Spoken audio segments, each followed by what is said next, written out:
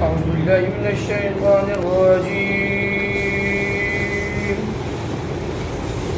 بسم الله الرحمن الرحيم.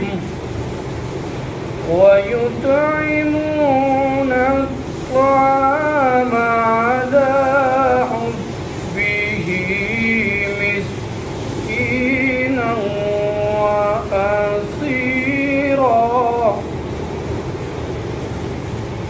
إنما نطعمكم لوجه الله لا نريد منكم جزاء ولا شكورا. صدق الله